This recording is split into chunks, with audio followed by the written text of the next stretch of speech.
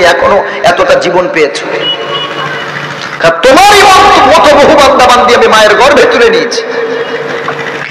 আবার আমি আল্লাহ সুম্মা লিতাবলুগু আশুদ্দাকুম, তোমাদের ভিতরে কাউকে আমি আল্লাহ যৌবন ক্ষমতা দিয়েছি, তোমাদের ভিতরে কেউ যুবক হয়েছ, ইনকাম করার মতো সবলতা আমি আল্লাহ তোমাদের কাউকে কাউকে দান করেছি। আবার তোমাদের ভিতরে কাউকে যুবক অবস্থায় আমি আল্লাহ দুনিয়া থেকে তুলে নিয়েছি। কত জওয়ান ভাই গাড়ি অ্যাক্সিডেন্টে মারা যায়, বড় বড় রোগে আক্রান্ত হয়ে মারা গেল। আমাদেরই এক বক্তা ভাই বন্ধু 29 বছর বয়সে এই কয়েকদিন আগে মুর্শিদাবাদ জেলা সাগরদিঘি সন্তান মাওলানা কারি জাকির হোসেন চতুর্বেদী সাহেব চলে গেলেন ক্যান্সারে আক্রান্ত হয়ে। এই মানুষটা আমার থেকেও ছোট, আমার তো বয়স এই 32 চলছে, ওনার বয়স ছিল 29 বছর মাত্র। এই কয়েকদিন আগে মারা গেল। গলাতে একটা টিউমার হলো, অপারেশনও হলো। ডাক্তারবাবু বললেন, প্রায় ফোনে কথা হতো, ডাক্তারবাবু বললেন যে 3 বছর আর জলসা করবেন না। উনি 3 মাস অপেক্ষা করলেন, আল্লাহর উপরে তাওয়াক্কুল করে জলসা শুরু করলেন। যে ডাক্তার কি বলবে, আল্লাহ বাঁচালে বাঁচবে, কিন্তু তারপরেও ভাবতে হবে এক একটা ডাক্তার আল্লাহর নেয়ামত। জোরে বলেন সুবহানাল্লাহ। এক একটা ডাক্তার কি আল্লাহর নেয়ামত। আল্লাহ তাদের সেই বুদ্ধি বিবেক দিয়েছেন, সেই জ্ঞান তাদের দান করেছেন, তাদের পরামর্শ মানা সুন্নাত। ডাক্তার দেখানো সুন্নাত, ট্রিটমেন্ট নেওয়া সুন্নাত, চিকিৎসা নেওয়া সুন্নাত, তাদের পরামর্শ নেওয়া সুন্নাত।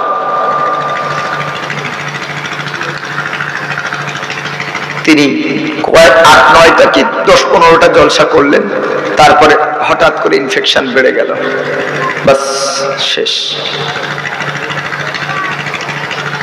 তা আমি বক্তা, আমার কি গ্যারান্টি? কত বক্তা দেখেছি এই বক্তব্য করতে করতে স্ট্রোক হয়ে ওই চেয়ারেই মারা গেছে। কিসের গ্যারান্টি? জীবনের শেষ এই আছে এই নাই। এই রূহটা আছে বলে কথা বলতে পারছি, হাত নাড়তে পারছি, মাথা নাড়তে পারছি, সব বাস এইটা আল্লাহ তুলে নেবেন, কিচ্ছু আর অচল হয়ে যাবে। আর আমার শরীরের কোনো দাম নাই, কিছুই দাম নাই।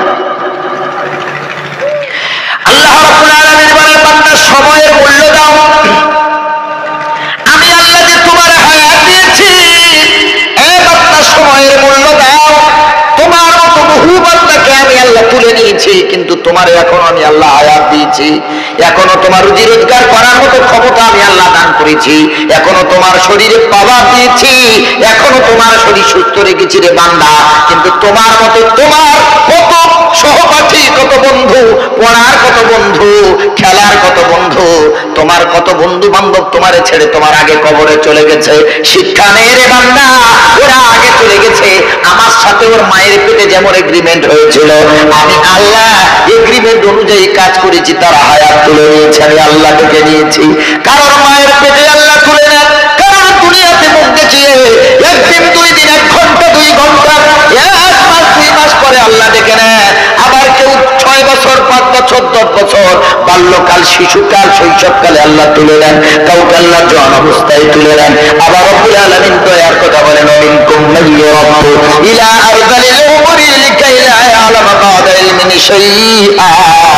আবার আমি আল্লাহ কাউকে দয়া করে বয়সের হীনতম বয়সে আমি আল্লাহ উপনীত করি।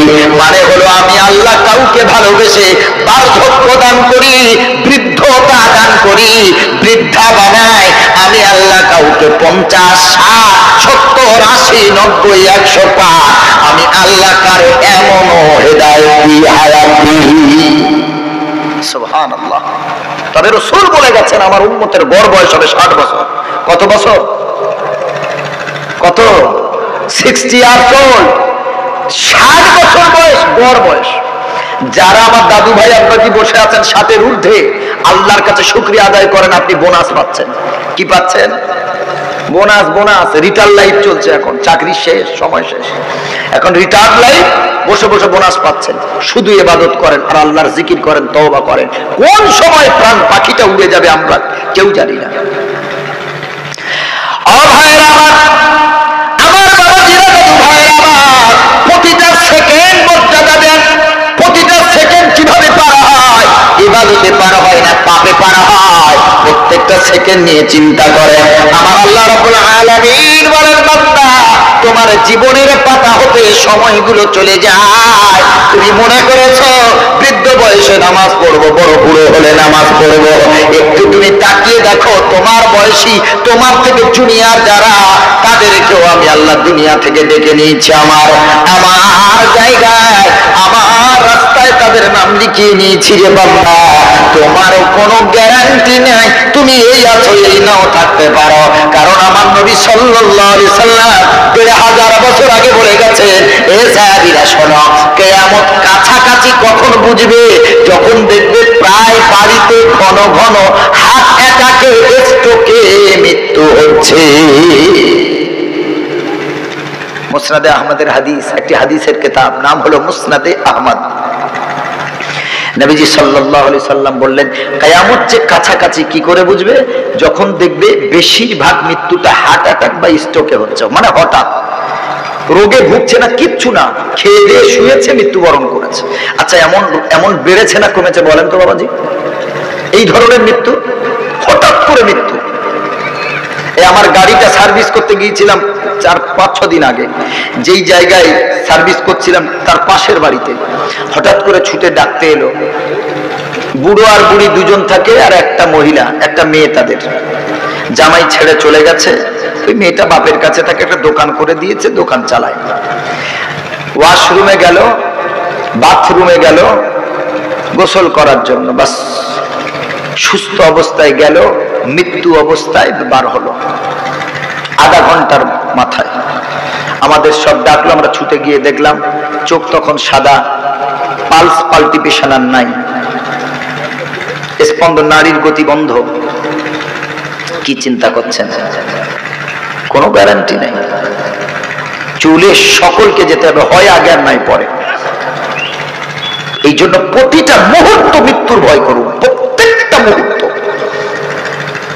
যে আমি এই যে শুচ্ছি, এই ঘুমাচ্ছি, আমার হয়তো আর এইটাই হয়তো চিরনিদ্রিত হয়ে যেতে পারি আমি। এই ঘুমটাই হতে পারে শেষ ঘুম। এই জন্য নবী করিম সাল্লাল্লাহু আলাইহি সাল্লাম বলেন, আমার উম্মতারে, এ উম্মতানি শোন, ঘুমাতে যখন যাবে ঘুমানোর দোয়া করে 3 বার আস্তাগফার পড়ে নেবে। আর তোমাকে সারাদিনে যারা তোমারে কষ্ট দিয়েছে ক্ষমা করে দাও। আর আল্লাহর কাছে দোয়া চাও, আল্লাহ আমি যাদের পক্ষ থেকে কষ্ট পেয়েছি তাদেরকেও ক্ষমা করে দিলাম। আস্তাগফার করে ঘুমাও। ওই রাতে যদি মৃত্যু হয়, নবী, আল্লাহর নবী সাল্লাল্লাহু আলাইহি সাল্লাম বলেছেন, ওই রাতে যদি মৃত্যু হয়ে যায়, ওই মৃত্যুটা নিষ্পাপ অবস্থায়, একটা গুনাহও থাকবে না। আস্তাগফারের বরকতে আল্লাহ রাব্বুল আলামিন নিষ্পাপ অবস্থায় মৃত্যু দান করবে। ক্ষমা করে ঘুমাবেন। রাগারাগি ঝগড়াঝাটি হয়, আবার মিলে নেবেন, মন বড় করবেন। কারণ আমি এই আছি এই নেই, কোনো গ্যারান্টি নাই। রাগ হিংসা রেখে যদি মৃত্যুবরণ হয়, এই জন্য আল্লাহ রাসূল সাল্লাল্লাহু আলাইহি ওয়াসাল্লাম বলেন, ক্ষমা করে ঘুমাও। আল্লাহর কাছে বলো, আল্লাহ যারা আমাকে কষ্ট দিয়েছে সকলকে ক্ষমা করলাম, আর আমি যাদের কষ্ট দিয়েছি তুমি তাদেরও ক্ষমা করার তৌফিক দিও। আর আস্তাগফার করে ঘুমিয়ে যাও, বাস সোজা মরবে, মরণ হবে আর আল্লাহর জান্নাতে। সুবহানাল্লাহ। আস্তাগফারের তওবার ভিসা, তওবার পাসপোর্ট রেডি করে ঘুমিয়ে যান। ওই তওবার পাসপোর্ট আর ভিসা হাতে নিয়ে যদি মৃত্যু হয়, সোজা মৃত্যুর প্লেনে চড়ে জান্নাতের বিমানবন্দরে হাজির হয়ে যাব। জোরে বলেন সুবহানাল্লাহ। সোজা জান্নাতের বিমানবন্দর। সেটা কি আর আমাদের এই দমদম এয়ারপোর্টের মতো নাকি? তার কোনো শেষ নাই। একটা নেকি যদি কেউ বেশি নিয়ে যেতে পারে ওনার চেয়ে, রাসূল বলছেন এই দুনিয়ার 10 গুণ তারে দেওয়া হবে। জোরে বলেন সুবহানাল্লাহ। এই দুনিয়ার 10 গুণ। তাহলে সে বিমানবন্দর কেমন হবে একটু চিন্তা করেন। ওই বিমানবন্দরে রকেট নাই, প্লেন নাই, হেলিকপ্টার নাই, কি আছে ওখানে?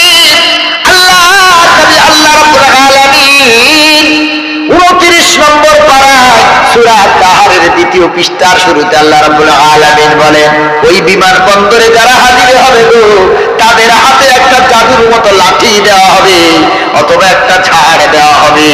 ওটা তা নিয়ে তারা যেখানে যাওয়ার ইচ্ছা করবে আল্লাহ 1 সেকেন্ডে ওইখানে হাজির করে দেবে। মনে করেন মা ভালো আমল করেছে, মা আছে জান্নাতুল ফেরদাউসে, আপনি আছেন জান্নাতুন নাঈমে। আব্বা বেশি আমল করেছে, আব্বা আছে জান্নাতুল দারুল খুলদে, এগুলো এক এক জান্নাতের নাম।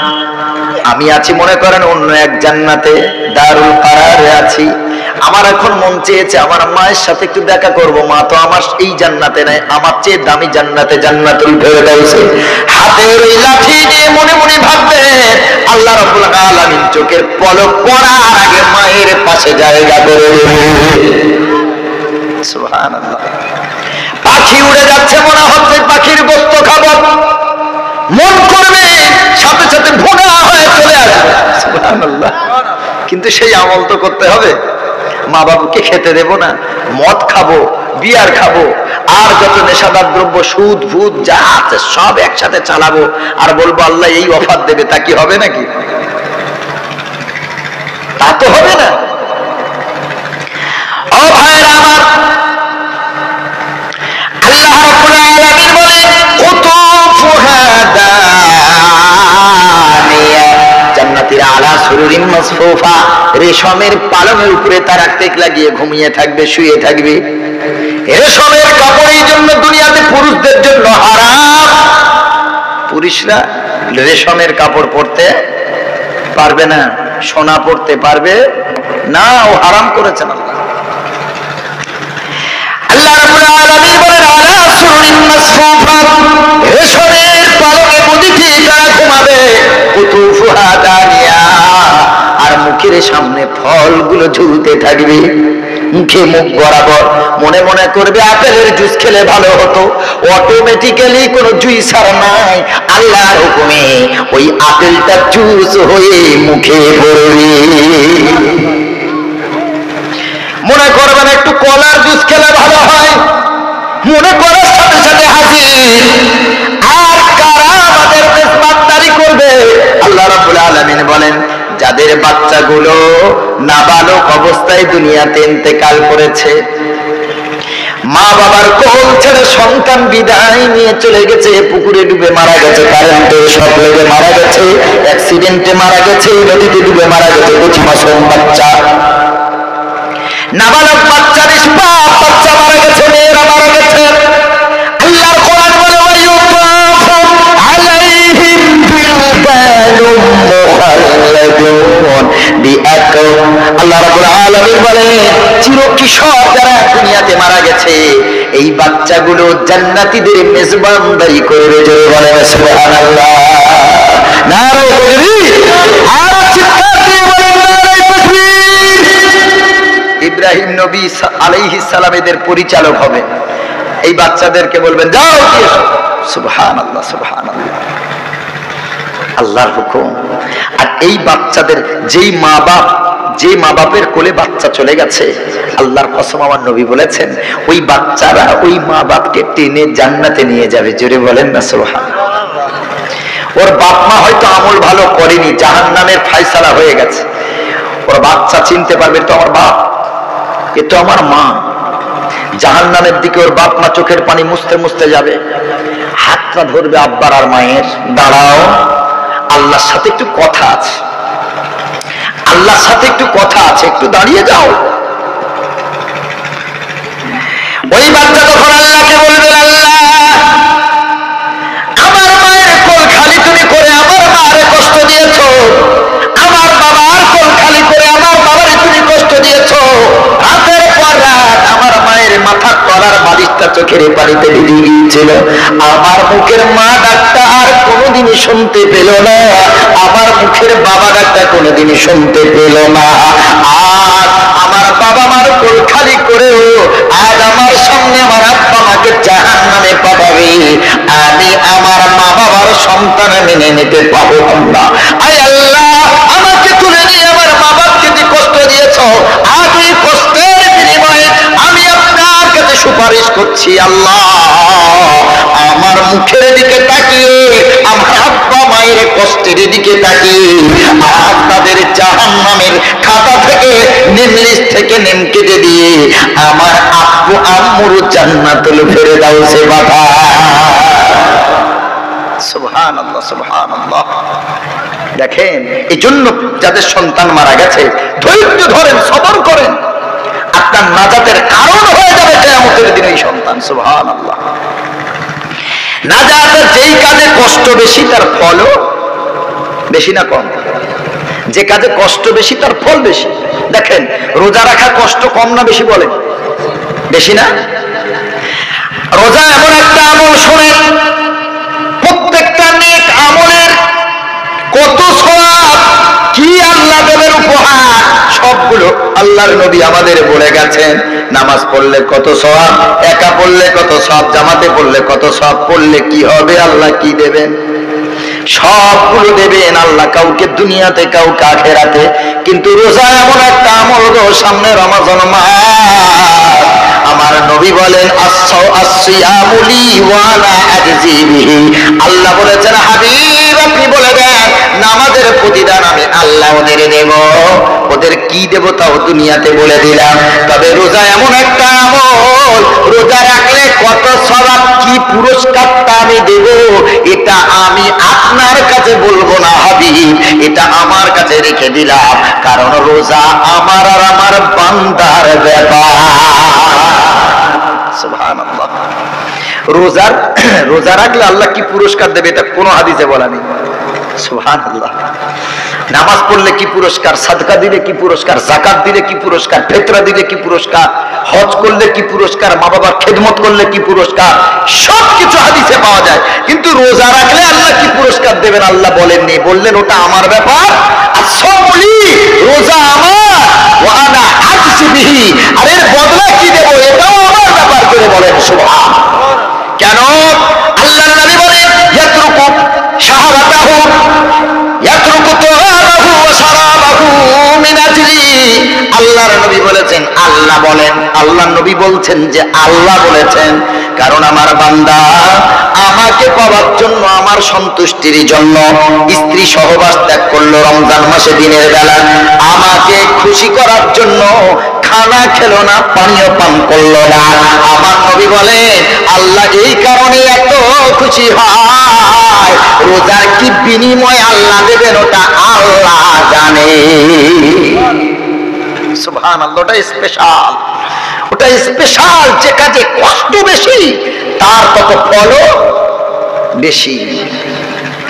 কষ্ট করে যেটা অর্জন করা হয় ওইটার ফল, ওটার মূল্য অনেক, ওটা অনেক মূল্য।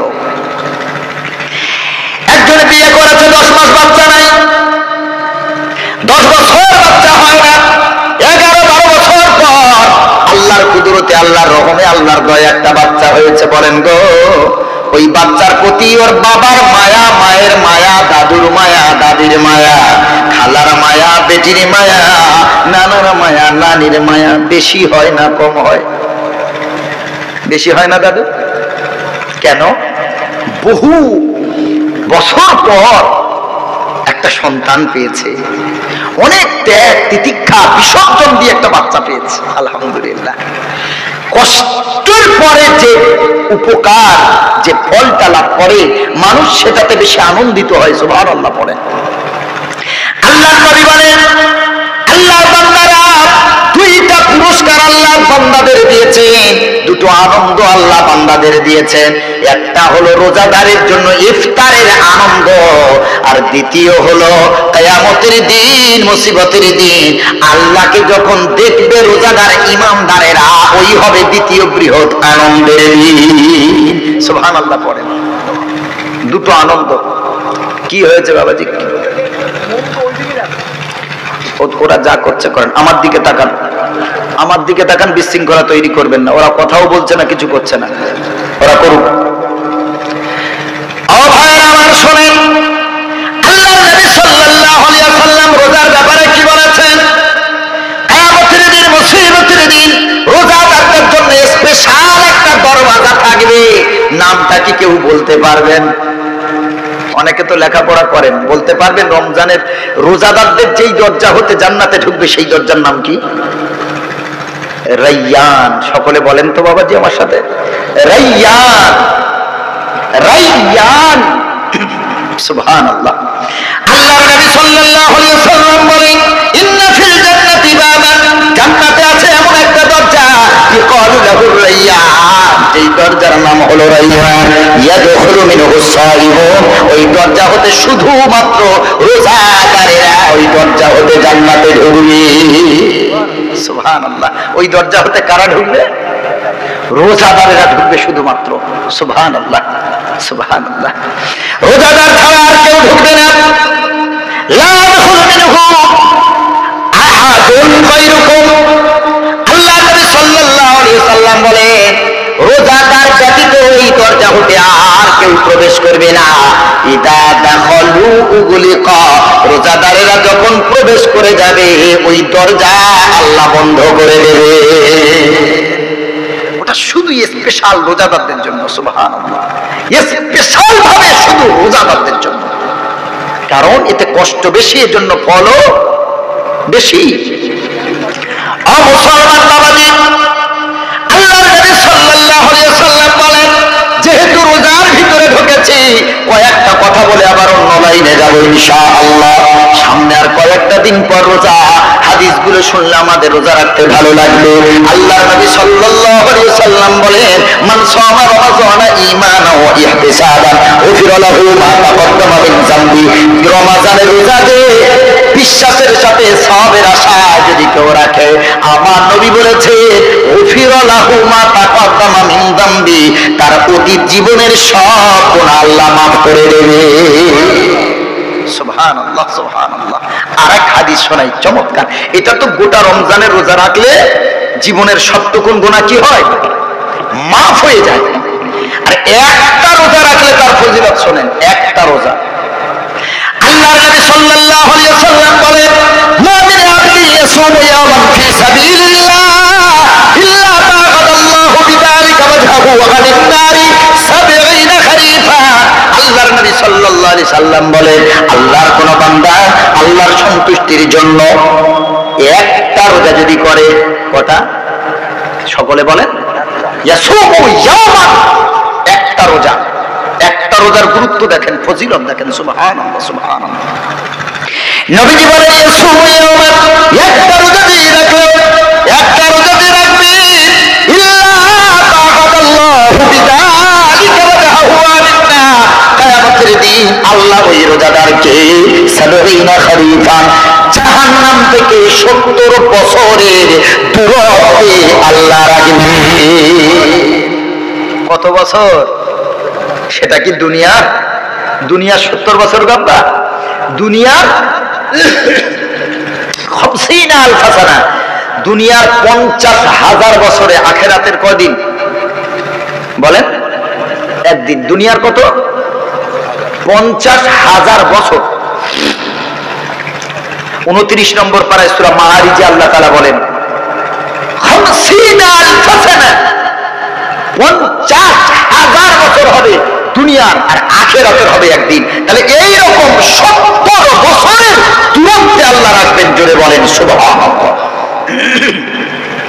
আমার একটু ঠান্ডা লেগেছে, এই জন্য অসুবিধা হচ্ছে, ওগুলো লাগবে না। রোজা রাখবেন না ছাড়বেন গো বাবাজি? ও আমার যুবক ভাই, রাখবেন তো ইনশাল্লাহ? একটা রোজা যদি ইচ্ছাকৃত ছাড়েন সুস্থ অবস্থায়, কটা করতে হয় গো? কটা? 60। 7 না, 7 না, 60। 7টা রোজা, 50 প্লাস 10। আবার এই 7-এ যদি একটা আপনি মিস করেন, আবার কটা? আবার 7। কি দরকার? আল্লাহ ভালোবাসেন। রোজার মাধ্যমে শরীরের রোগ, কোলেস্টেরলের মাত্রা, সুগারের মাত্রা আল্লাহ তাআলা কন্ট্রোল করে দেন। জোরে বলেন সুবহানাল্লাহ। এটা বিজ্ঞানীরা গবেষণা করেছে যে রোজার মাধ্যমে কোলেস্টেরল কমে যায়। হাতে যাদের চর্বি জমে গেছে, হাঁটতে পারে না, হাঁটলেই বুক ধড়ফড় করছে, সিঁড়িতে উঠতে পারে না, একটু দৌড়াতে পারে না, তার মানে তার হাতে চর্বি জমছে, হাতের আত্মাতে চর্বি জমছে। এই চর্বির নাম হলো ডাক্তারি ভাষায় কোলেস্টেরল। আল্লাহ নবী সাল্লাল্লাহু আলাইহি ওয়াসাল্লাম কেন আল্লাহ তাআলা 30টা রোজা বাধ্যতামূলক করলেন? কারণ আল্লাহ মায়ের থেকে কোটি কোটি গুণ বেশি ভালোবাসেন। জোরে বলেন সুবহানাল্লাহ। মা যেমন তার সন্তানের রোগ বিমার হোক চায় না, আল্লাহ তার বান্দার কোনো বড় রোগ হোক এটা আল্লাহ চায় না। জোরে বলেন সুবহানাল্লাহ।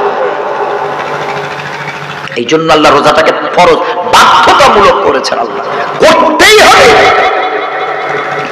কিন্তু সেই আল্লাহ আবার বলেন ওয়ামান কানা মিনকুম মারিদান আও আলা সাফারিন ফাইদাতুম মিন আইয়ামিন উখরা। রোজা তো ফরজ, রোজা তো অনেক কঠোর ভাবে আল্লাহ বলেছেন করতে হবে।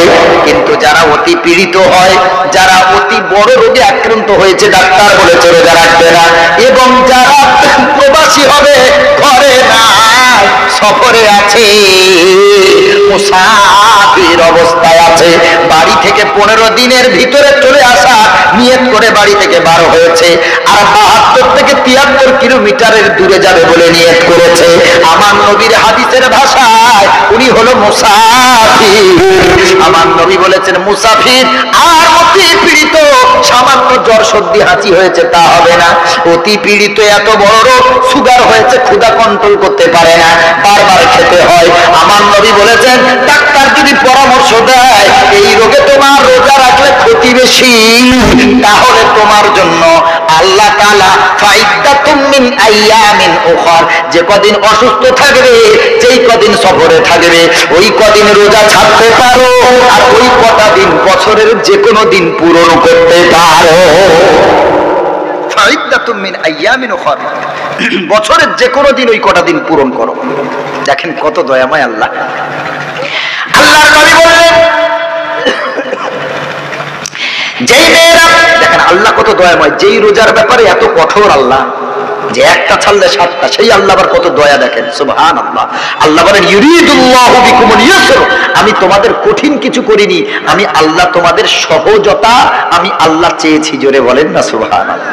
ওয়ালা ইউরিদু বিকুমুল উসর, আল্লাহ বলেন আমি কঠিন তোমাদের চাই না, তোমাদের উপরে বোঝা চাপিয়ে দিই না, আমি আল্লাহ যেটা তোমার জন্য সহজ আসান হবে সেটাই চেয়েছি। সুবহান আল্লাহ কত বড় দয়াময়। দেখেন আল্লাহ আরো কত দয়া করলেন। মায়েদের যখন পিরিয়ড চলে, ঋতুবতী মায়েরা, আল্লাহ নবীকে প্রশ্ন করা হলো ইয়াসআলুনাকা আনিল মাহিদ, ও মুহাম্মদ, ও নবী, মেয়েদের হায়েজটা কি, মেন্সটা কি? আমার নবী বললেন কুল হুয়া আযা, এটা হলো অসুচি, এটা হলো কষ্ট। ওটা কি কষ্ট? সূরা নিসার আয়াত। আচ্ছা আচ্ছা, কোরআন বলছে 5 নম্বর পারায় ইয়াসআলুনাকা আনিল মাহিদ, নবীজিকে প্রশ্ন করা হলো মেন্স কি। আমার নবী কত বড় বিজ্ঞানী দেখেন। অনেকে বলে নবী অশিক্ষিত, কিন্তু অশিক্ষিত হলে গাইনোকোলজিস্টের যেই প্রশ্নের উত্তর, স্ত্রী বিশেষজ্ঞ, রোগ বিশেষজ্ঞ, বিশেষজ্ঞ যারা, এই প্রশ্নের উত্তর তারা ভালো দিতে পারবে। কিন্তু আমার নবী এই প্রশ্নের উত্তর দিয়ে বিশ্বের সবথেকে বড় বিজ্ঞানী রূপে আমার নবী বিবেচিত হলেন। জোরে বলেন সুবহানাল্লাহ। নবীজি বললেন কুল হুয়া আযা, এটা হলো কষ্ট, এটা অসুচি। এই কারণে আমার আল্লাহ দয়া করলেন, ঋতুবতী মেয়েরা সারা বছর যে কোনো সময় নামাজ পড়বে, রোজা করবে, সব করবে, ওই কয়টা দিন যেই কদিন তাদের শরীর খারাপ থাকবে, আমার আল্লাহ দয়া করেছে। আমার আল্লাহ তাআলা বলেন নবীর মাধ্যমে, এ আমার বান্দি যখন শরীর অসুস্থ হয়, তোমাদের শরীর দুর্বল হয়ে যাও, তোমরা কাজ করতে ভালো লাগে না, মাথা যন্ত্রণা করে, গা গুলায়, কত কষ্ট তোমাদের হয়, কত দুর্বল তোমরা হয়ে পড়ো। এই কারণে আমার আল্লাহ তাদের প্রতি দয়া করে আমার নবী বলেছে ওই দিনে, ওই রোজা কটা দিন শরীর খারাপের সময় রোজাগুলি রাখবে না, আর যেই কদিন রোজা ছাড়বে সারা বছরের যে কোনো সময় পূরণ করে দেবে। কত বড় দয়া করলেন আল্লাহ। এবার আমার দাদু ভাই যারা আছেন, মুরব্বী বাবাজি যারা আছেন, তাদের জন্য এক চমৎকার কথা বলি।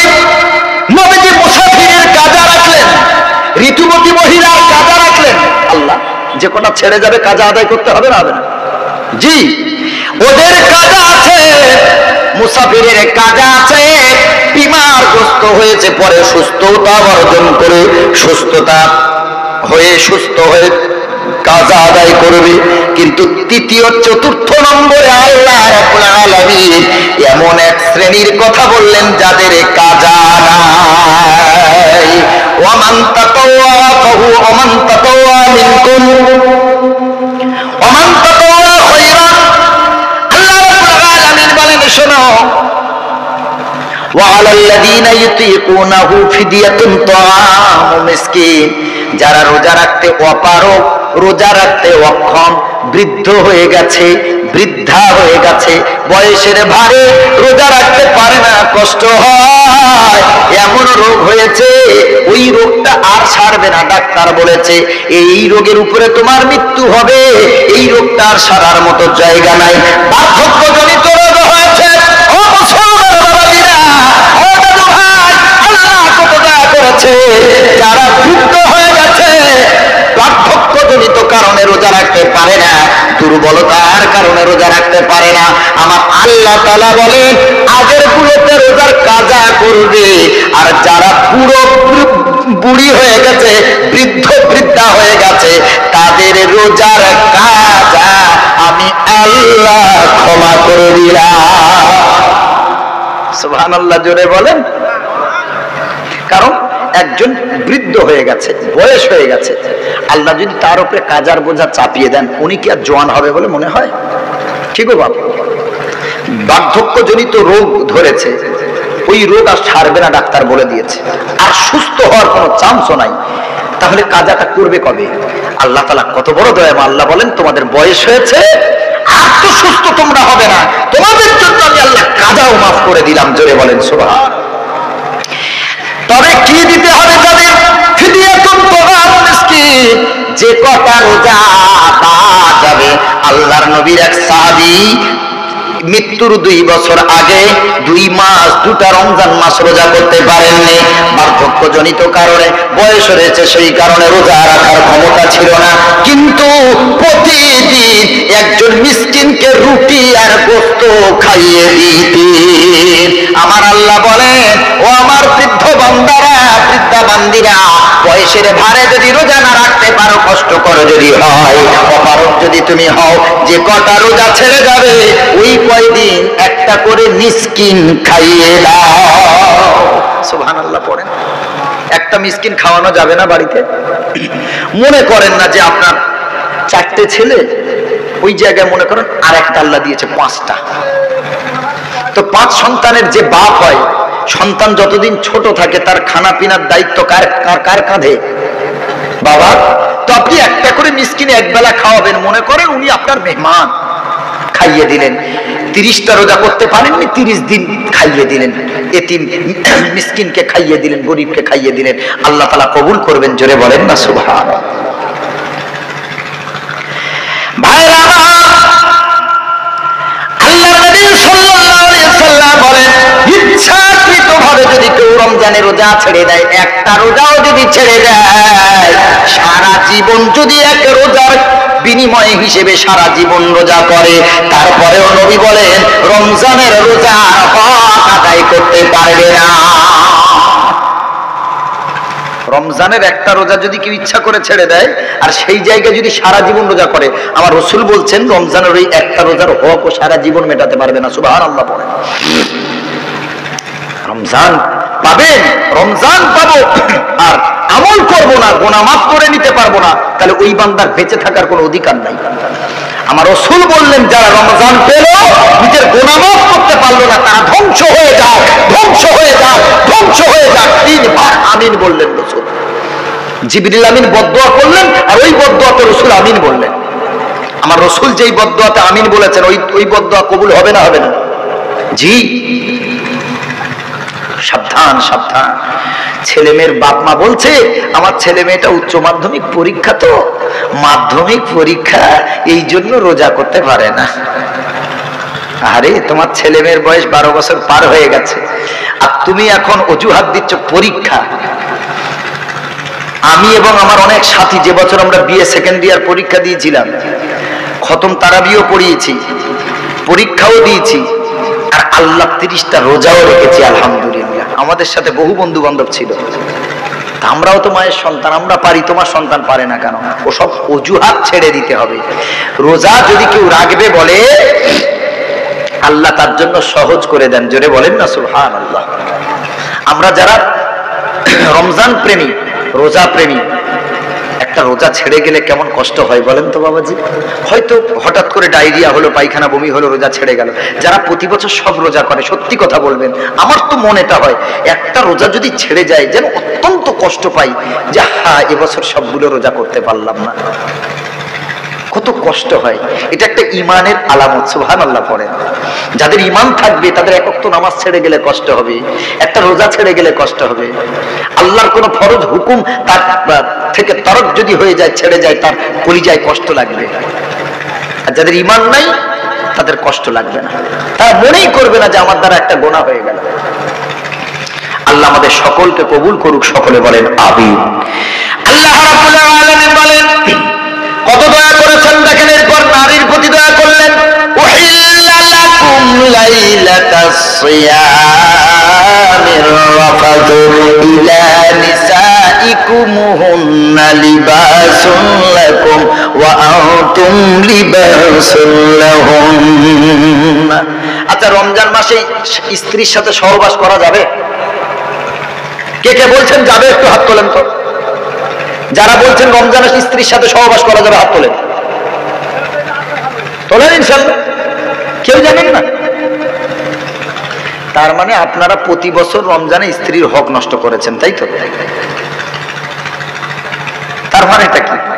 রমজান মাস একটা মাস স্ত্রীর শান্তি আপনি দেননি, তার কাছে যাননি, হক নষ্ট। রমজান সাবধান।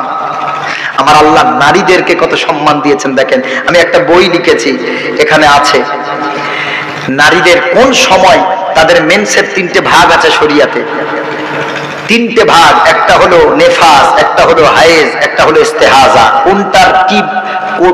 কোনটার কি নাম, কতদিন হলে কি নাম, কোন সময় স্বামী স্ত্রী সহবাস করতে পারবে, কোন সময় রোজা করতে পারবে, কোন সময় নামাজ পড়তে পারবে, এইগুলো এই ছোট্ট কিতাবটায় আমি এনেছি। নারীদের খুব গোপন থেকে গোপন মাসআলা, যেগুলো লজ্জায় কাউকে বলতে পারে না, সেই কথাগুলো এনেছি। কাফন কিভাবে পড়াতে হয়, গোসল কিভাবে দিতে হয়, 5 ওয়াক্ত নামাজ, আওয়াবিন চাষতের নামাজ, সমস্ত নামাজ এতে এনেছি। 10টা সূরার বাংলা অর্থ সহ এনেছি। নামাজের সালাম ফিরিয়ে নবীজি কি কি দোয়া পড়তেন সেগুলো এনেছি। এখন তো ইমাম সাহেব সালাম ফিরিয়েই আল্লাহুম্মা আমিন হাত তুলে দেয়। ঠিক বলছি না ভুল বলেন? আসসালামু আলাইকুম ওয়া রাহমাতুল্লাহ, আসসালামু আলাইকুম ওয়া রাহমাতুল্লাহ, 1 মিনিটও সময় দেয় না আল্লাহুম্মা আমিন। প্রায় মসজিদের কথা বলছি। নবীর সুন্নতের আমলগুলো সব ছেড়ে দিচ্ছে। অথচ ইমামের দায়িত্ব ছিল সালাম ফিরিয়ে জোরে জোরে নবীর 2টো দোয়া শিখিয়ে দেওয়া, সুন্নতের আমল। 5 ওয়াক্ত নামাজে সালাম ফিরিয়ে যারা মুসল্লি থাকবে সকলের সামনে জোরে জোরে বলবেন, মুসল্লিরা হুজুরের মুখে মুখে পড়বেন। 1 সপ্তাহ 5 ওয়াক্ত নামাজে নবীর 2টো দোয়া যদি শেখায়, 1 সপ্তাহে 2টো দোয়া মুখস্থ হবে না বাপ? কারণ 5 ওয়াক্ত নামাজে তো পড়বেন তিনি। তাহলে 1 সপ্তাহে 2টো হয়ে গেল, পরের সপ্তাহে আবার 2টো, তারপরের সপ্তাহে আবার 2টো। নবীজির সুন্নতের যে আমল আছে যদি কেউ করতে চায় তো 45 মিনিট থেকে 1 ঘন্টা সময় লাগবে নামাজের পরে তার মুসাল্লায় বসেই আমলগুলো শেষ করতে। আমরা ওগুলো করি না, আমরা আমল ছেড়ে দিয়েছি। আমলগুলো 5-10 মিনিট সময় দিয়ে এরপরে সকলকে নিয়ে দোয়া করেন, আল্লাহ কবুল করবেন। সালাম ফিরিয়েই হাত তুলতে হবে এরকম কোনো নিয়ম নেই, আমল করেন। নবীজি সালাম ফিরিয়ে 3বার আস্তাগফার পড়তেন, 3বার উচ্চ ধ্বনি দিয়ে আল্লাহু আকবার পড়তেন। সব সাহাবীরাও পড়তেন। আর অনেক দোয়া আছে, ওই দোয়াগুলো আমি কিতাবের ভিতরে এনেছি। যদি কারোর ভয় পেয়ে ঘুম না লাগে, নবীজি কোন দোয়াটা পড়তেন ভয় পেয়ে ঘুম না আসার কারণে, সেই দোয়াই কিতাবে এনেছি। যদি ভয় ছাড়া এমনিতে ঘুম আসে না, ভয় পায় না কিন্তু এমনি ঘুম আসে না, ঘুমের ট্যাবলেট লাগে, আমার নবী সেই সময়ও কোন দোয়া পড়েছেন সেটাও এনেছি। এইরকম 5টা গজল এনেছি কিতাবের শেষের দিকে। বহু দামি দামি কথা কিতাবের ভিতরে এনেছি। মুসলমান বাবাজি, এই কিতাব আপনাদের জন্য হাদিয়া স্বরূপ। আপনি যদি এই কিতাব পড়ে আমল করেন, আর আপনি যতদিন আমল করবেন, আমি মনিরুল ইসলাম কবে মারা যাব জানি না, কোন দিন কোন সময়, তবে আল্লাহর কসম যতদিন কিতাব পড়বে ততদিন আমি কবরে শুয়ে শুয়ে সওয়াব পেতে থাকবো। এটা একটা জিহাদ, এটাও একটা দিন পৌঁছানোর উৎস। এই জন্য মানুষ কিতাব পড়ে না, বইপত্র পড়ে না। আপনি চিন্তা করেন, বইটার দাম রেখেছি মাত্র 50 টাকা। একটা মানুষ পান খেতে, জর্দা খেতে, সিগারেট, গুটখা এই খেতেই সারাদিনে 50 টাকা শেষ হয়ে যায়। ঠিক বলছি না ভুল বলে?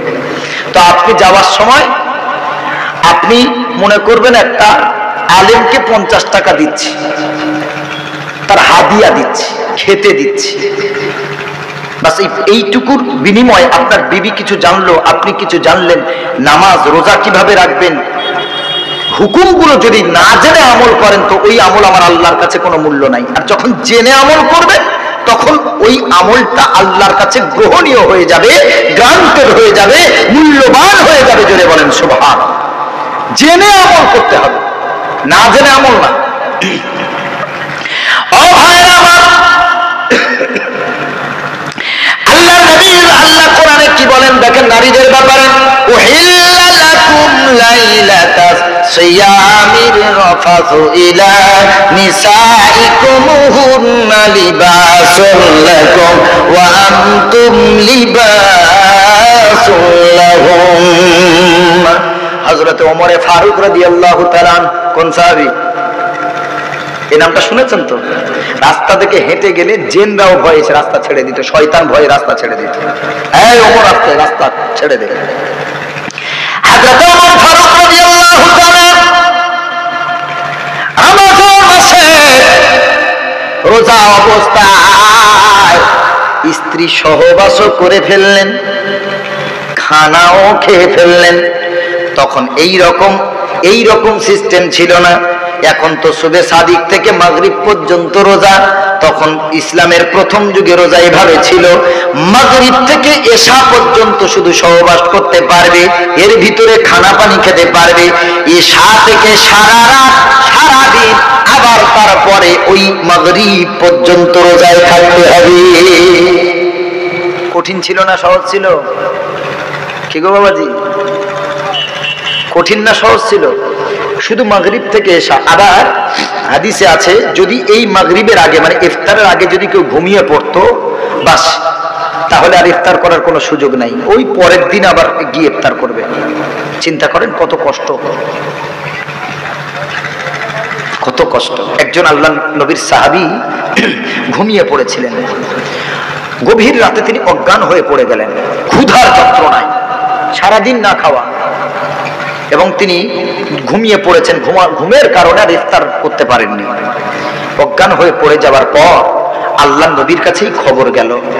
আল্লাহ সাথে সাথে কোরআন নাজিল করে বললেন, ইউরিদুল্লাহু বিকুমুল ইউসর, আমি আল্লাহ তোমাদের সহজ যেটা সেটাই চাই, ওয়ালা ইউরিদু বিকুমুল উসর, যেটা কঠিন সেটা আমি চাই না। জোরে বলেন সুবহান।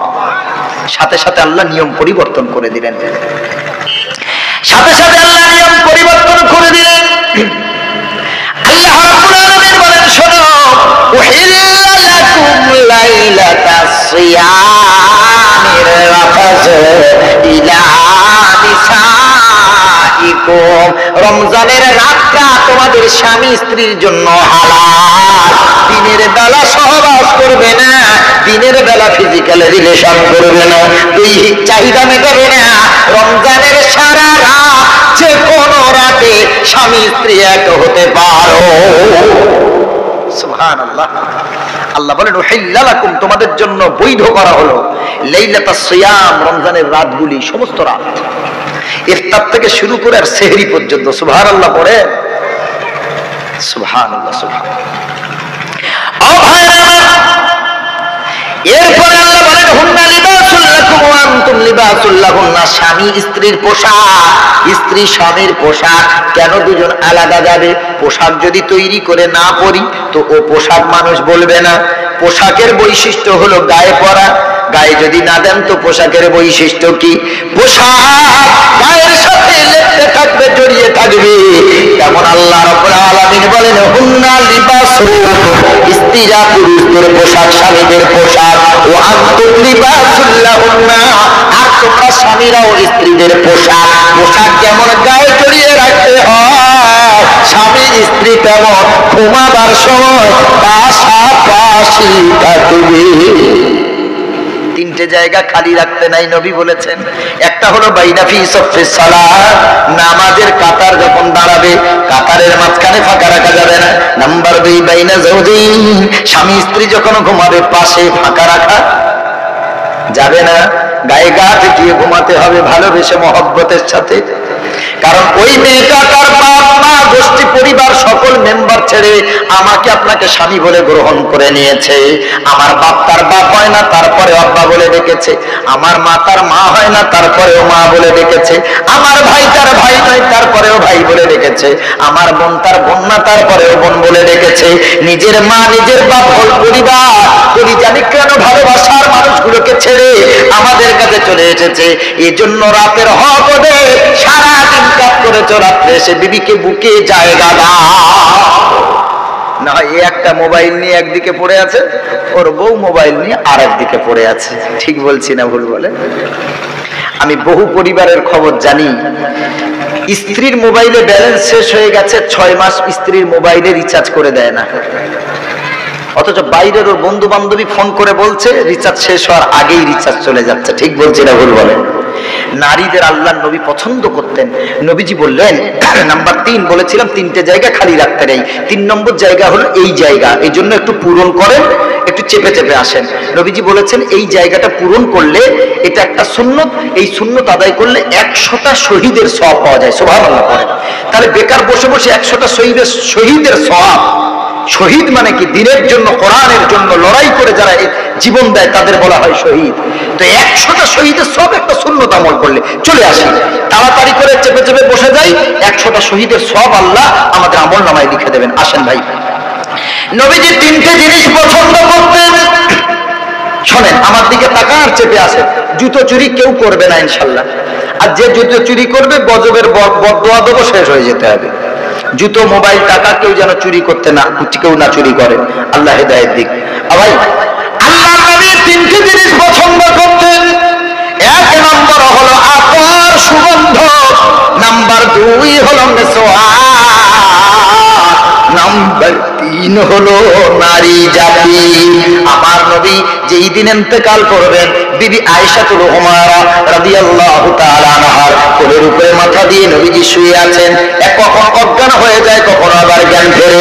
আল্লাহর নবী বলেন, আয়েশা, আমার তো ক্ষমতা নেই মেসওয়াক চাবানোর মতো, তোমার দাঁত দিয়ে তুমি মেসওয়াকটা চাবিয়ে দিয়ে আমার মেসওয়াক করে দাও।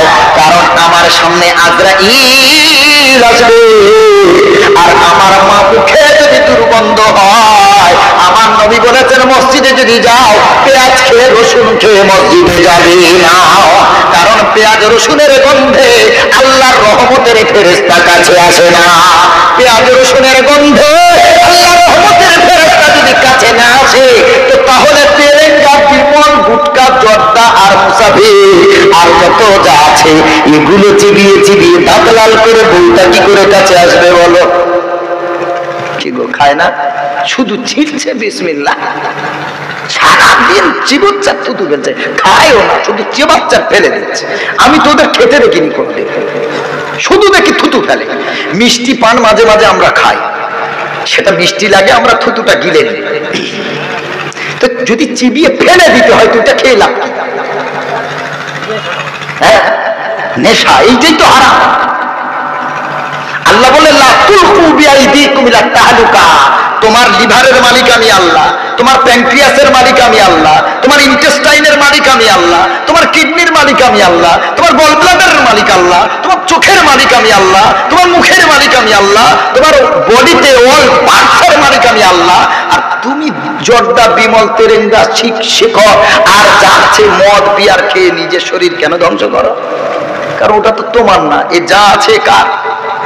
যারা বলেন না আল্লাহ, তো আল্লাহর জিনিস ক্ষতি করার অধিকার তো আমার নাই। ও হুদাই গলায় দড়ি দিচ্ছে, অ্যাক্সিডেন্টে মরছে, বিষ খেয়ে মরছে। আল্লাহর জীবন আল্লাহ যখন চাইবে নিজের ইচ্ছায় তখন নেবে। আল্লাহ বললেন ওয়ালা তুলকু বিআইদিকুম ইলা তাহলুকা, নিজ হাত দিয়ে নিজেকে ধ্বংসের প্রতি ঠেলে দিও না। লা তাজলিমু আনফুসাকুম, আল্লাহ বলে নিজেদের উপরে জুলুম করো না, অত্যাচার করো না, ওই শরীরের মালিক আমি আল্লাহ।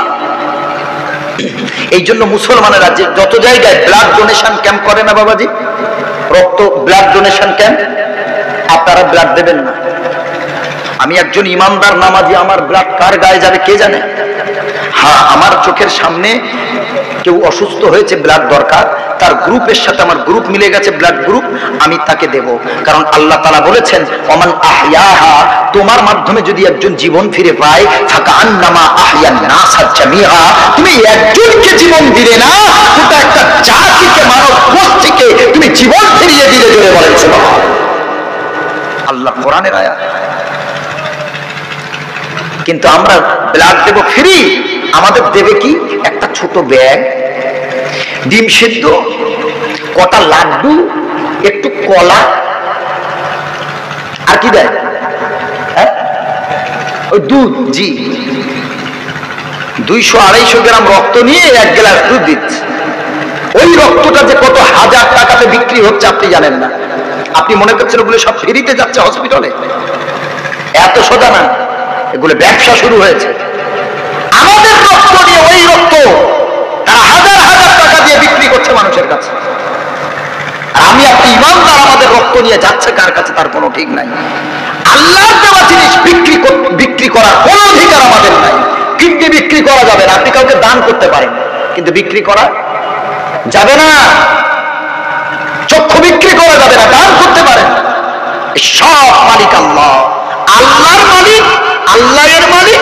আল্লাহ যখন চাইবেন নেবেন। আমাদের ব্যক্তিগত অধিকার দেননি যে আমরা আমাদের শরীরকে ক্ষতি করি। আল্লাহ হেফাজত করুক, সহি বুঝ দিক, সকলে বলেন আমিন। আমি বলছিলাম নারীর অধিকার ফিরিয়ে দেবেন। আল্লাহ তাদের ব্যাপারে বলেছে তোমরা একে অপরের পোশাক, স্বামী স্ত্রী পাশাপাশি থাকবে। আল্লাহ নবী তাদের ব্যাপারে বলেন লা তাসুব্বুন নিসা, নারীদেরকে কিলচর খুশি মারা তো দূরের কথা, গালাগালিও দেওয়া যাবে না। সুবহানাল্লাহ। নারী আর একটা মেয়ে, যেই বাপের মেয়ে আছে, আমারও তো মেয়ে আছে, ছেলে আছে, আর যাদের আছে আমি বলছি, মেয়েরা যে বাপকে এত ভালোবাসতে পারে, যাদের মেয়ে সন্তান নাই তারা এই অনুভূতি তারা পাবেন না, বুঝবেন না। মেয়ের মুখে যে আপু ডাকে এত মজা, এই জন্য তো নবীজি মেয়েদের মা ফাতেমাকে সব থেকে বেশি ভালোবেসেছেন। জোরে বলেন না সুবহানাল্লাহ। বাইরে থেকে আব্বাজি এসেছেন, সাথে সাথে ফাতেমাতুজ জোহরা রাদিয়াল্লাহু তাআলা আনহা পানির ব্যবস্থা, কোথায় লুঙ্গি গামছা কি দরকার, সাথে সাথে আব্বার কাছে হাজির। সুবহানাল্লাহ পড়ে খুব ভালোবাসতেন নবীজি। 4 কন্যার ভিতরে যায়েনাব, উম্মে কুলসুম, রুকাইয়া আর আম্মাজান ফাতেমাতুজ জোহরা রাদিয়াল্লাহু তাআলা আনহুন্না। নবীজি সবথেকে ফাতেমাকে বেশি ভালোবাসতেন। দেখবেন এক বাবার 3-4টে সন্তান, কিন্তু কোন সন্তানকে বাপ মা বেশি ভালোবাসে এমন থাকে না? থাকে না বলেন? প্রত্যেক বাপ মার ক্ষেত্রে থাকবে। আল্লাহ নবীও তাই। আর শুধু তাই না, আম্মাজান খাদিজাতুল কুবরা যখন ইন্তেকাল করছেন, তখন ফাতেমাতুজ জোহরা খুব ছোট, উনি বুঝতে পেরেছেন আমি আর বাঁচবো না, ইন্তেকাল করব। স্বামীর হাতটা ধরে বলেছিল, স্বামী গো, আমি চলে যাচ্ছি, কয়েকটা কথা তোমাকে বলে যাই।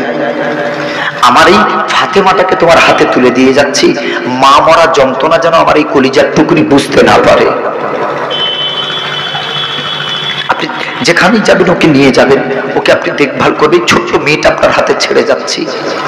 খাদিজাতুল কুবরা ইন্তেকালের সময় বলে গেছিলেন, ইয়া রাসূলুল্লাহ, আমার প্রিয়তম স্বামী, আমি মারা গেলে সবাই যখন কাফন দিয়ে দাফন করে চলে আসবে, আপনি আমার কবরের সামনে দাঁড়িয়ে থাকবেন, কারণ আপনার হাতে কলমা পড়ার আগে বহু জিন্দগিতে আমি মুশরিকা ছিলাম, আমি মুসলমান ছিলাম না, নন মুসলিম ছিলাম, অনেক অপরাধ করেছি। ও আমার প্রিয়তম স্বামী, মুনকার নাকির ফেরেশতা যতক্ষণ না আমার কবরে সওয়াল করতে আসছে, আপনি আমার কবরের মাথার ধার ধরে যাবেন না, আপনি আমার পক্ষ থেকে জবাবটা দিয়ে তারপরে যাবেন। জোরে বলেন সুবহানাল্লাহ। মা ফাতেমার আম্মাজান ইন্তেকালের সময় নবীকে এই কথা বলে গিয়েছিলেন। এই জন্য আমার নবী সব থেকে বেশি ফাতেমাকে ভালোবাসতেন। নবীজি যখন ইন্তেকাল করবেন খুব কান্না কাঁদছেন ফাতেমা। আল্লাহ নবী সবার কান্না সহ্য করতে পারতেন, কিন্তু আম্মাজান ফাতেমার কান্না সহ্য করতে পারতেন না। হযরতে ফাতেমাতুজ জোহরা রাদিয়াল্লাহু তাআলা আনহা তিনি দরজার এক পাশে দাঁড়িয়ে ছটছট ছটছট করে কাঁদছেন। আমার নবী বললেন, হে মা, আয় আমার কাছে আয়। আমি দেখতে পাচ্ছি ওর আজরাইল দাঁড়িয়ে আছে, মেসওয়াক করে রেডি, আজরাইল আসবে, জীবন কবজ করবে। আল্লাহর নবী ফাতেমাকে ডাকছে, মারে আয় না মা, আমি মারা যাবো আর শেষ সময় তোর চোখে পানিটা দেখে যাবো মা।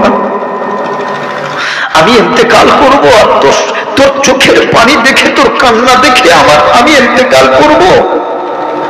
আমি সকলের কান্না সহ্য করতে পারি রে মা, তোর কান্নাটা আমি সহ্য করতে পারি না। আল্লাহর নবী সাল্লাল্লাহু আলাইহি ওয়াসাল্লাম ফাতেমাকে ইশারা করে ডাকলেন। আম্মাজান ফাতেমাতুজ জোহরা রাদিয়াল্লাহু তাআলা আনহা আব্বাজানের কাছে এসে বসলেন। নবীজি ইশারায় নিচু হতে বললেন। নবীজির কন্যা ফাতেমাতুজ জোহরা কানটা আব্বাজানের মুখের কাছে ঠেকালেন। আমার নবী বললেন, এ ফাতেমা, কাঁদছিস কেন? বেশি মাস না রে, 6 মাসের ভিতরে তোর সাথে আমার মোলাকাত হবে। জোরে বলেন সুবহানাল্লাহ। মুসলমান বাবাজি, এই কথা শুনে আম্মাজানের চোখের পানি বন্ধ হয়ে গেছে আনন্দে যে আমার আব্বা চলে গেছে, আমি তার মানে 6 মাসের ভিতরে বিদায় নিয়ে চলে যাব। মুসলমান বাবাজি, যারা কন্যা বিদায় করেছেন, যেই পিতাগুলো আছেন মেয়েকে বিয়ে দিয়েছেন, ওই বিয়ে দেওয়ার দিনটা একটু চিন্তা করেন তো। 17, 18 বছর, 16 বছর, 19 বছর, 20 বছরের কুড়িজা নিকলানো ভালোবাসার মেয়েটা যখন আপনাকে ছেড়ে চলে যাচ্ছিল, তখন আপনি 1000 বার চেষ্টা করেছেন মেয়েটার সামনে থেকে একটু দূরে থাকার, কারণ আপনি বাবা হয়ে বুঝতে পেরেছেন আপনি মেয়ের চোখের পানি দেখে সহ্য করতে পারবেন না, ভেঙে পড়বেন। একটা বাবা বারবার আড়াল হতে চায়, তার ভাইরা ধরে, কাকারা ধরে, সবাই ধরে, মেয়ে চলে যাচ্ছে, বিদায় দিচ্ছে, তুমি ঘুরে বেড়াচ্ছ, মেয়ের কাছে যাও, কিন্তু এই ভাবটাই বোঝে আজকে আমার চোখের সামনে আমার মেয়েটা বিদায় নিয়ে চলে যাবে, আমাকে আর কি আব্বা বলে ডাকবে, আমি আর কাকে আদর করব।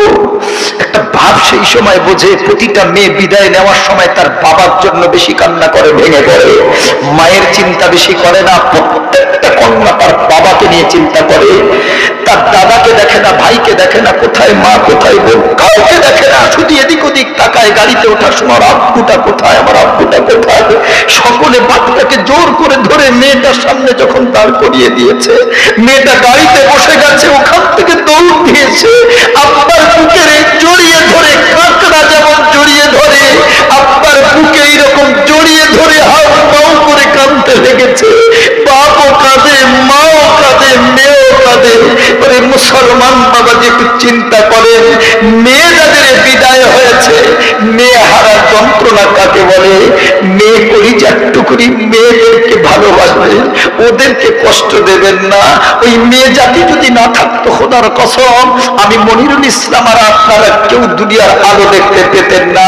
দুনিয়া শুধু আদম আর হাওয়াতেই শেষ হয়ে যেত। এই দুনিয়া এতদিন পর্যন্ত আর পৌঁছাতো না। এজন্য পৃথিবীর নারী জাতিকে সম্মান দেন, নারী জাতিকে ইজ্জত দেন, নারীকে ভালোবাসেন, নারীকে মহব্বত করেন। স্ত্রী একটা মহিলা অনেক কিছু আশা করে না। আপনি 10 টাকার একটা গোলাপ কিনে যদি বিবিকে উপহার দেন, একটা গোলাপেই সন্তুষ্ট হয়ে যাবে। জোরে বলেন সুবহানাল্লাহ। 1000 টাকা, কোটি টাকার ওদের দরকার নাই। আপনার একটু সময় চাই, আপনি সময় দেবেন, ওদেরকে ভালোবাসবেন, আদর করবেন। ওর মা নাই, বাপ নেই, সব ছেড়ে চলে এসেছে, আদরের ভিখারিও। ও শুধু আমাদের মুখের দিকে তাকিয়ে আছে। সারাদিন আমরা কাজে থাকি, ও সারাদিন আমাদেরকে পায় না। কখন আমার স্বামীটা বাড়ি আসবে, একসাথে বসে পাশাপাশি খানা খাবো। ও শুধু এই 2 মিনিট কিছু সময় স্বামীদের সঙ্গে সময় পাস করার জন্য সারাদিন রাস্তার দিকে তাকিয়ে থাকে। ওরে মুসলমান, বিবিরা অনেক সময় ফোন করে, আমরা রাগান্বিত হই না। বিবি ফোন করলে রাগান্বিত হবেন না, মা ফোন করলে রাগান্বিত হবেন না। ওটা ওর হক, হক আদায় করতে হবে। ভাইরা আমার, তবে নারীরা বোঝালে বুঝবে। আল্লাহর নবী সাল্লাল্লাহু আলাইহি সাল্লাম বলেন, ইন্নাল মারআতা খুলিকাত মিন দিলাইন ফা ইন্না আবাদা শাইইন ফিদ দিলাই আলাহু। নারী জাতিকে সৃষ্টি করা হয়েছে পাকা হাড় দিয়ে, এবং ফা ইন্না আবাদা শাইইন ফিদ দিলাই আলাহু। রাসূল বলেছেন, পাঁজরের সবথেকে এই উপরের হাড়টা হলো বেশি বাঁকা, বেশি শক্ত। এই হাড়ের মতো বাঁকা আর শক্ত হাড় শরীরে আর একটাও নাই। এই হাড় দিয়ে নারী জাতিকে সৃষ্টি করা হলো। আল্লাহর নবী সাহাবীদেরকে বললেন, সাহাবীরা, ফাইন দাহাব তাকতিমুহু কাসারতাহু, যদি মেরে সোজা করতে চাও তো মেরে বাঁকা জিনিস সোজা করা যায় না, মারলে ভেঙে যাবে। আর যদি একেবারে ঢিলা দিয়ে দাও, ছেড়ে দাও, তাহলে বাঁকাই থেকে যাবে, আর সোজাও করতে পারবে না। মারলে কি হবে? ভেঙে যাবে। আর যদি ছেড়ে দেন কি হবে? বাঁকা থেকে যাবে। তাহলে যাদের স্ত্রীরা কথা শোনে না, স্বামীর অবাধ্য, আল্লাহ রাসূল একজন স্বামী হিসেবে আমাদের কি শিক্ষা দিচ্ছেন দেখেন। নবী বলেছেন, সাহাবীরা, বিবিদেরকে যদি মেরে সোজা করতে চাও তো ভেঙে যাবে, মানে তালাক হয়ে যাবে, ডিভোর্স হয়ে যাবে, সংসার ভেঙে যাবে। আর যদি একেবারে ঢিলা দিয়ে দাও, ছেড়ে দাও, তো বাঁকা থেকে যাবে। ইয়া রাসূলুল্লাহ, ইয়া হাবিবাল্লাহ, তাহলে আমরা কি করব? আল্লাহর নবী বলেন, ফাস্তাউসু বিন-নিসা, যতদিন বাঁচবে বিবিদেরকে নসিহত ওয়াজ করো। আর নবীর বিবিদের কেমন সম্পর্ক ছিল এই হাদিসে পাক পড়ে পড়ে শোনা। সুবহানাল্লাহ। বিবিদের কি করতে হবে বলেন? বোঝাতে হবে, বোঝাতে হবে। নারীদের মন আল্লাহ এমন করেছেন, ওদের অল্পতে বোঝালে বুঝে যায়, আবার অল্প রাগ করলে আরো বেশি রাগ হয়ে যায়। ঠিক বলছি না ভুল? আপনি রেগে একটু সামান্য কথা বলবেন, ও রেগে ফায়া পরপরটি। অল্প কথায় চটে, আবার অল্প কথায় পটে। সুবহানাল্লাহ পড়েন। অল্প কথায় চটে, আবার অল্প কথায় পটে। চাকা গোল পয়সা গন, গোলালু গোল, তার চেয়ে আরো গোল মনের গন্ডগোল। চাকা গোল পয়সা গোল, গোলালু গোল, তার চেয়ে আরো গোল মনের গন্ডগোল। কাক কালো, কোকিল কালো, কালো মাথার কেশ, তার চেয়ে আরো কালো মনের হিংসালেশ। নিমিতিতা চিরতা পিতা, আরো পিতা ঘর, তার চেয়ে আরো পিতা 203 ঘর। নারী জাতি কোমলবতী, কিবা মন্ত্র জানে রে, নারী জাতি কোমলবতী, কিবা মন্ত্র জানে রে, প্রেমের রশি গলায় দিয়া আস্তে আস্তে টানে রে। যতই ঘুরি ওড়াও রাতে, লাগাই তো আমার হাতে। কি বলেন গো বাবাজি? প্রেমের ফাঁদে যদি কোনো নারী একবার, আল্লাহ নবী সাল্লাল্লাহু আলাইহি ওয়াসাল্লাম বলে গেছেন, আমি নবী দুনিয়া থেকে চলে যাবার পর কিয়ামত পর্যন্ত সবথেকে বড় যে ফিতনা হবে, এটা হবে নারীর ফিতনা। এই ফিতনা থেকে বেঁচে থাকা কঠিন হয়ে পড়বে। সব কিছু আছে, মাসে 15-20 হাজার রোজগার করে, মাস শেষে অ্যাকাউন্ট জিরো। কেন? কারণ প্রতি সপ্তাহে শপিং মলে নিয়ে যেতে হয়, কফি হাউসে নিয়ে যেতে হয়, ওকে কেনাকাটা করে দিতে হয়, দামি দামি মোবাইল, দামি দামি পোশাক, সব টাকা তো ওখানে দিচ্ছে। তো বাপকে দেবে কি, মাকে দেবে কি, বউকে দেবে কি, বাচ্চাকে দেবে কি? সব তো ওর পিছনে খরচ। ও টাকার ভালোবাসা শুধু দেওয়া বন্ধ করে দিয়ে দেখেন, আপনাকে বাদ দিয়ে আরেকজনের হাত ধরে হিজরত করে চলে যাবে ইনশাল্লাহ।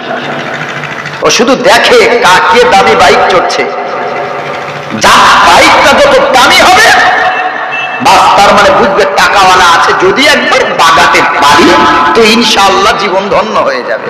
জীবন ধন্য হবে না, জীবন তোমার ছাই হয়ে যাবে। ভাইরা আমার, দ্বিতীয় বিয়ে যারা করেছেন, রাগ করবেন না আমার উপর, দ্বিতীয় বিয়ে করা আর ভাঙা গাড়ি কেনা সমান। এ বেলা ট্যাঙ্কি ফুটো, ও বেলা টায়ার পাংচার, ও বেলা চেন পড়ে যাবে, সারাতে সারাতে জীবন কয়লা হয়ে যাবে। যারা করেছেন একটু জিজ্ঞেস করেন, ও কাকা কেমন আছো, দুটোকে নিয়ে ভালো আছো তো? আল্লাহ অনুমতি দিয়েছেন, করতে বলেননি।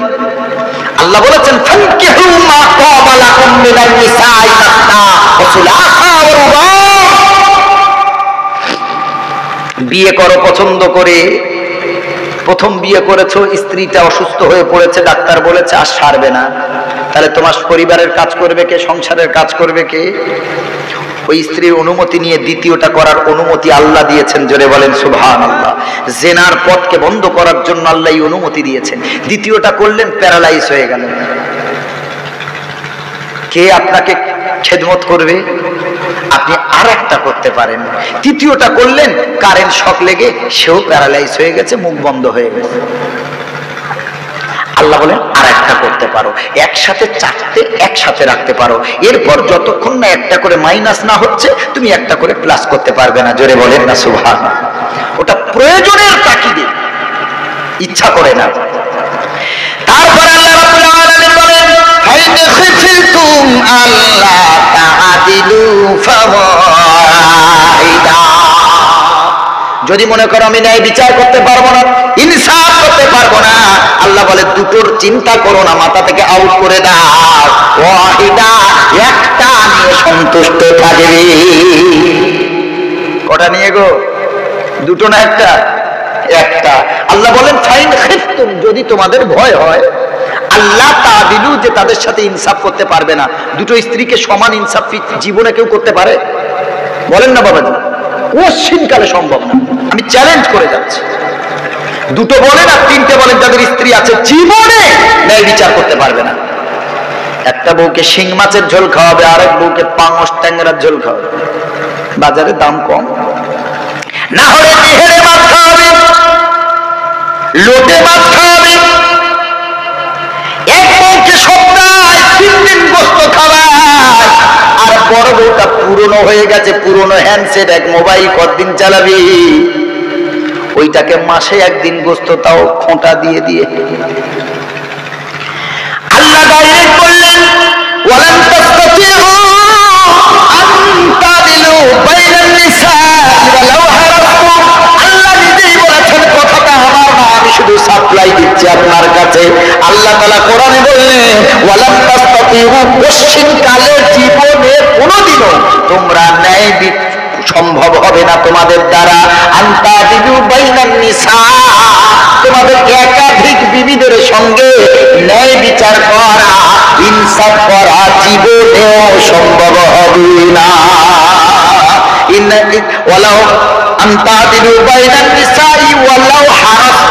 যদিও তোমরা চেষ্টা করো, তারপরেও তোমরা একাধিক বিবির সাথে ন্যায় বিচার করতে পারবে না।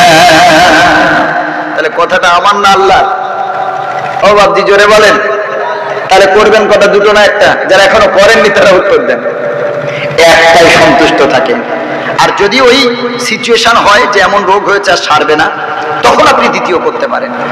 তবে একের অধিক আবেগের বশে যখন করে ফেলবেন, খাটতে খাটতে জীবন কয়লা হয়ে যাবে। এর কাছে গাল, ওর কাছে গাল, লাস্টে দেখবেন মসজিদে শুয়ে আছেন। ও বলবে কিরে নামাজ তো 75 পড়িস না, মসজিদে শুয়ে আছিস কেন? ওর বড় বড় জায়গা দেয় না, ছোট বড় জায়গা দেয় না, দুজনও আমাকে ঘর থেকে তেড়ে দিয়েছে। থাকবো কোথায়? আল্লাহর ঘর, মোল্লার দৌড় আল্লাহর মসজিদ পর্যন্ত, মন্দিরে তো উঠতে দেবে না। মসজিদ, খবরদার সাবধান, নারীদের হক আদায় করুন। একটু ভালোবেসে দেখুন, ভালোবাসলে ওদের প্রতি মাসে লক্ষ্মীর ভান্ডারের টাকা আপনি অনায়াসে বার করে নিতে পারবেন ইনশাআল্লাহ। বুঝতে পারলেন না? বেশি কড়াকড়ি করবেন, কিচ্ছু পাবেন না। একটু মাথায় হাত বোলাবেন যে সব তো তোর জন্য, খাচ্ছি তোর জন্য, রোজগার করছি তোর জন্য, খালি পেটে আছি তোর জন্য, ঘর বাড়ি ছেড়ে সব খাটতে যাচ্ছি তোর জন্য, তোকে অনেক ভালোবাসি, তুই ছাড়া আমার কে আছে, মরে গেলে আমার সব তো তোর। ও দেখবে খুশি খুশি 1000 টাকা তোমার দিয়ে দেবে। আর যত রাগাবেন কিচ্ছু পাবেন না। এই জন্য ওদের ভালোবাসার ভিখারি, একটু ভালোবাসা দেবেন, যা বলবেন তাই শুনবেন, কিন্তু কঠোরতা দিয়ে কোনোদিন আপনি মন জয় করতে পারবেন না। আল্লাহ বলেন ইদফা বিল্লাতি হিয়া আহসান ফাইদাল্লাযী বাইনাকা ওয়া বাইনাহু আদাওয়াতুন কাআন্নাহু ওয়ালিয়্যুন হামীম। তুমি শত্রুতাটাকে ভালোবাসা দিয়ে, মহব্বত দিয়ে দূর করে দাও। সুবহানাল্লাহ পড়েন। যদি মহব্বত দিয়ে শত্রুতা দূর করো তাহলে কি হবে? কাআন্নাহু ওয়ালিয়্যুন হামীম, যে তোমার শত্রু ছিল সে তোমার পরম বন্ধু হয়ে যাবে। জোরে বলেন সুবহানাল্লাহ। শত্রুতার সাথে শত্রুতা করবেন না, শত্রুর সাথে শত্রুতা করবেন না, ভালোবাসা দিয়ে দেখেন শত্রু বন্ধু হয়ে যাবে ইনশাআল্লাহ। ভাইরা আমার, জীবনের পরিচালনা করার জন্য আল্লাহ একটা দিক নির্দেশনা দিয়েছে, আর দিক নির্দেশক হিসেবে আল্লাহ প্রতি যুগে যুগে নবী পাঠিয়েছেন, আর প্রত্যেক নবীজিকে আল্লাহ কিতাব দিয়েছেন অথবা সহিফা দিয়েছেন আমাদের আখেরি পয়গম্বরের উপরেও আমাদের সঠিক পথে কিভাবে চলবো তা জানার জন্য আল্লাহ রাব্বুল আলামিন নবীর উপরে আল কোরআন নাযিল করলেন।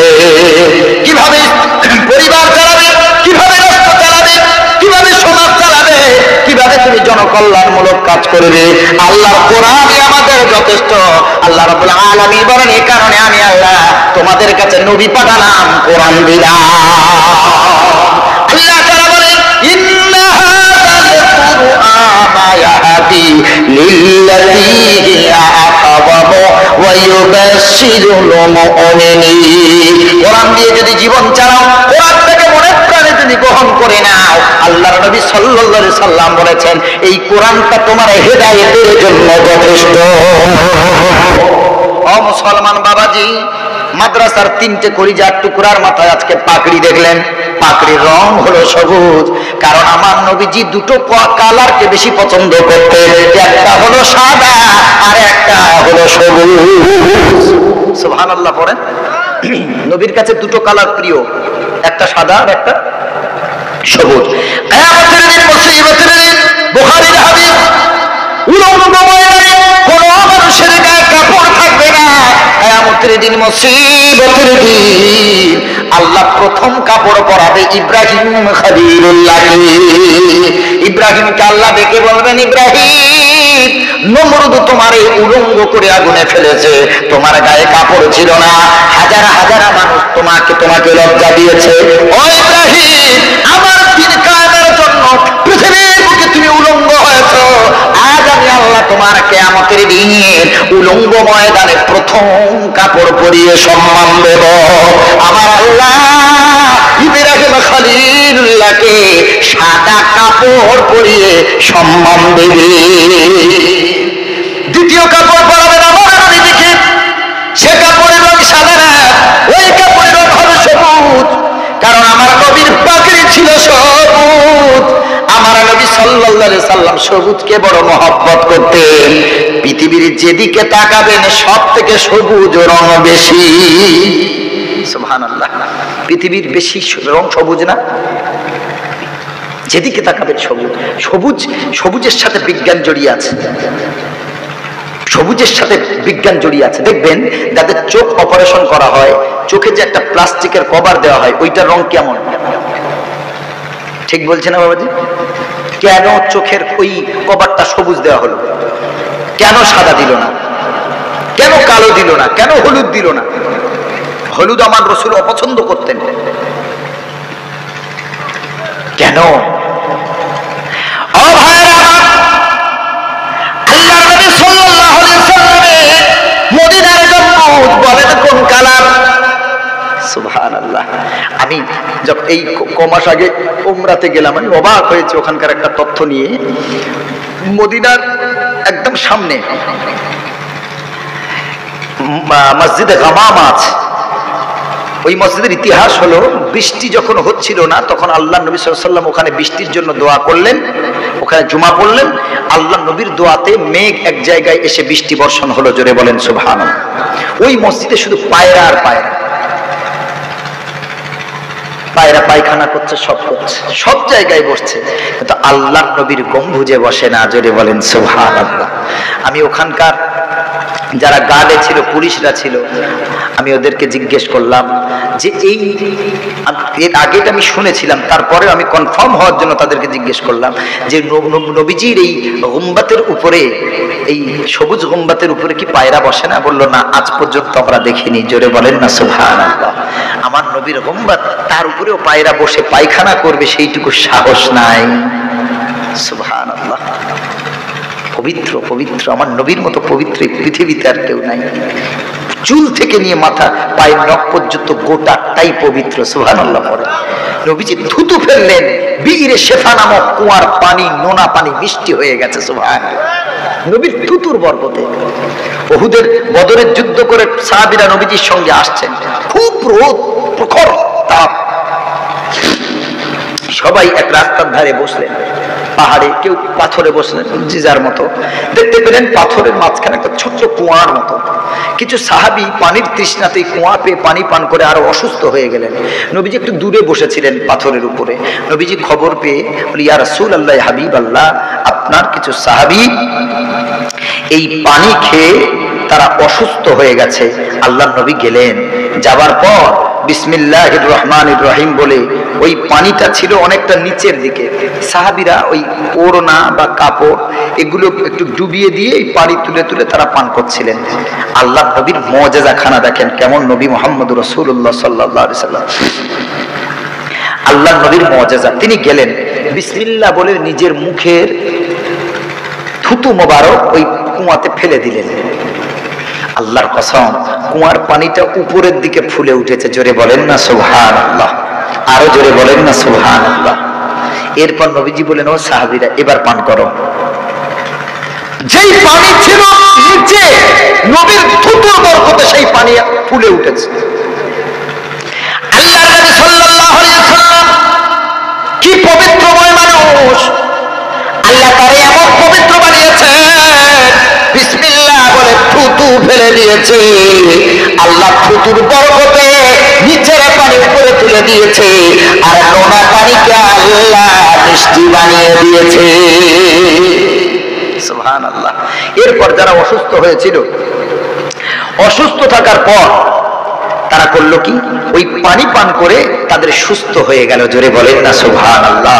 আল্লাহর নবী বলেছেন, পৃথিবীর শ্রেষ্ঠ দুটো পানি, পৃথিবীর শ্রেষ্ঠ তিনটে পানি, একটা হলো ওযু করার পর অবশিষ্ট যেই পানি, এই পানিতে রোগ ভালো হয়।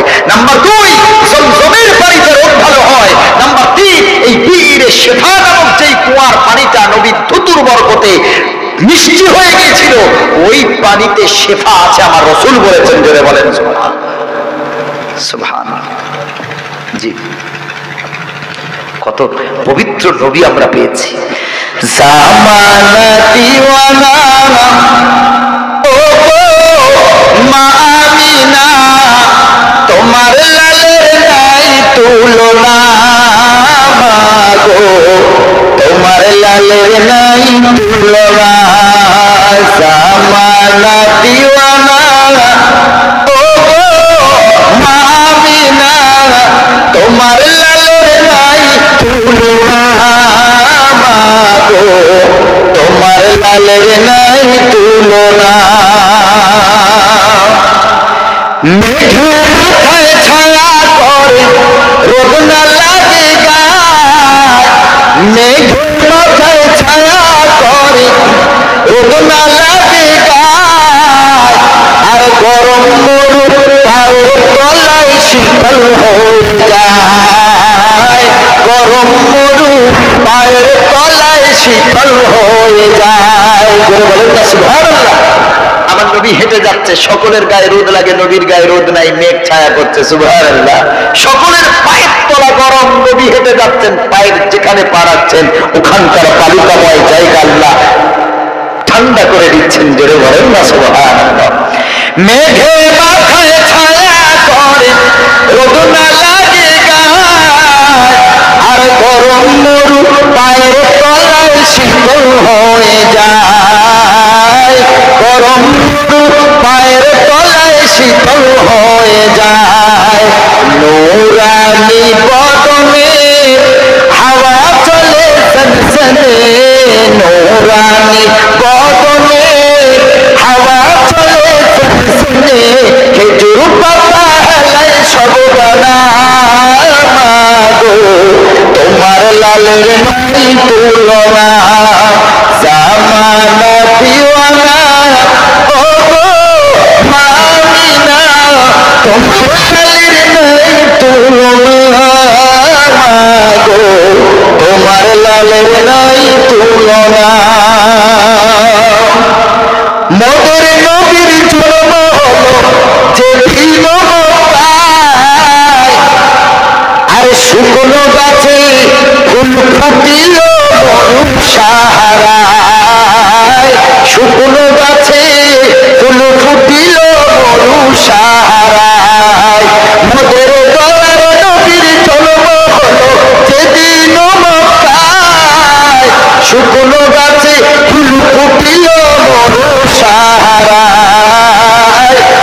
কোন গাছে ফুল ফুটিল মরুর সাহারায়, মাথা নিচু করে আল্লাহর দরবারে, মাথা নিচু করে আল্লাহর দরবারে উম্মতের জানে শুভ কামনা মাগো, তোমার লালের নাই তুলনা। একটু ঘুম ছাড়িয়ে একটু জোরে বলেন নারায়ে তাকবীর, আর চিৎকার দিয়ে বলেন নারায়ে তাকবীর। ভাই আজকে মাদ্রাসার জলসা, এতিম 3 বাচ্চার পাগড়ি হলো, আরো প্রায় 50 থেকে 60-70টা বাচ্চা আছে। আলহামদুলিল্লাহ, আল্লাহর শুকর। একটু চিন্তা করেন তো, আপনাদের এলাকার মাদ্রাসা, আমার নবী বলেছেন যেই এলাকায় মাদ্রাসা থাকে কোরআনের পঠন পাঠন